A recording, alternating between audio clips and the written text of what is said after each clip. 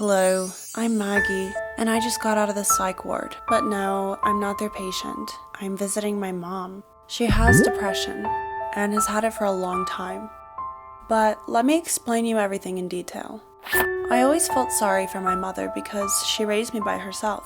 To all my questions about my father, my mother answered briefly and without much emotion. He died, and nothing to worry about, he didn't love you, and that it was hard to love me. After all, I'm a cripple.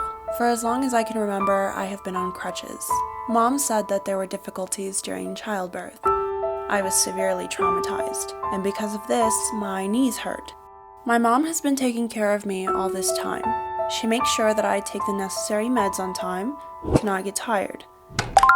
So after school, I have to go straight home, where my mother is waiting for me and a delicious lunch. And yeah, my mom had to look for a job at home to look after me. And for that, I am so grateful to her. In my class, everyone is already used to the fact that I'm on crutches. Nobody pays attention to it. But one day, we had a newcomer who started making fun of me. At home, I told my mother everything. She was silent, but I saw how she tightly clenched her hands into fists. The next day, this guy came up to me before class and asked for forgiveness for his words. I was surprised. I decided to forgive him and just start talking as if nothing had happened. But he quickly waved his hands and did not approach me again. That same evening, my mother and I went to the grocery store. There were a lot of people, and one woman accidentally ran into me. I lost my balance and fell to the floor. The woman began to apologize and gave me her hand to help me up. But then my mother showed up. She pushed the woman away from me so that she almost fell herself.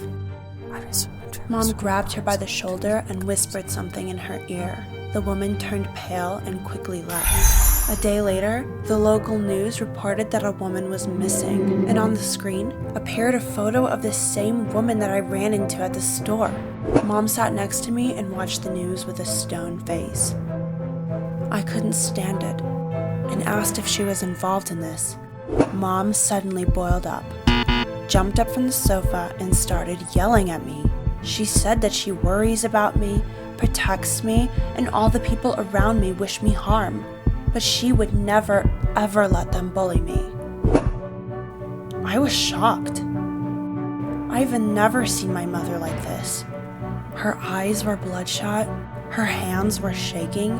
I even got scared. And then she just as abruptly calmed down. She looked at me with glassy eyes, stroked my head, and said that I should take my medicine and go to bed. When I was packing, I suddenly heard my mother was talking loudly, even cursing. I walked out into the corridor and quickly approached my mother's room, and I heard something that horrified me. "Don't you dare tell me how to raise her. You are dead to her. And for me too. Do not call me anymore." I was thrown into a cold sweat.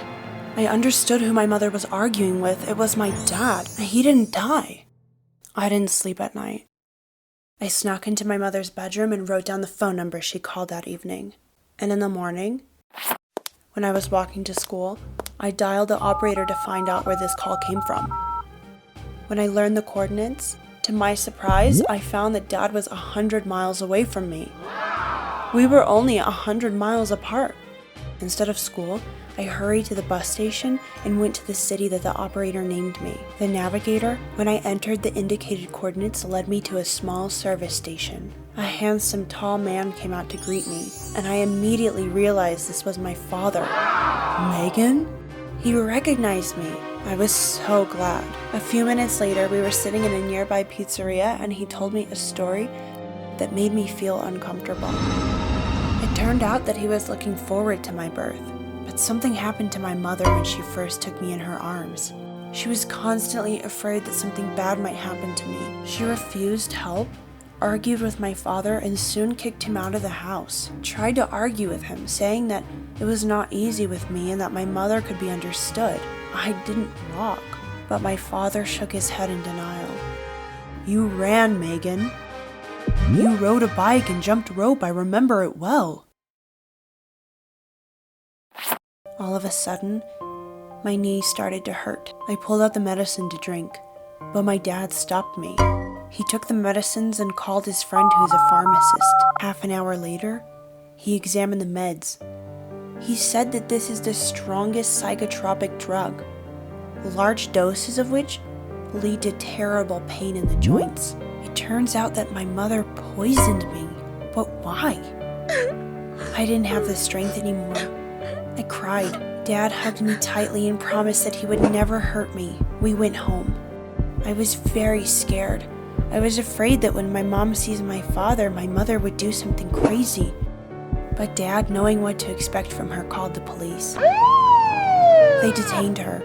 Then there was a trial, doctors' conclusions, and forced treatment in a mental hospital. I stayed with my father. I forgot about crutches and joint pain. Now I'm an ordinary girl who plays football with friends and just enjoys life. But my conscience still bothers me. After all, because of me, my mother's in a mental hospital.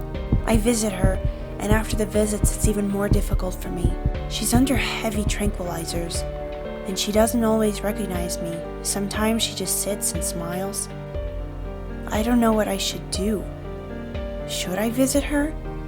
Or close this page of life and move on? What would you do? Write in the comments, please. I'll be waiting. And also, promise me that you subscribe to my channel. It's very important for me.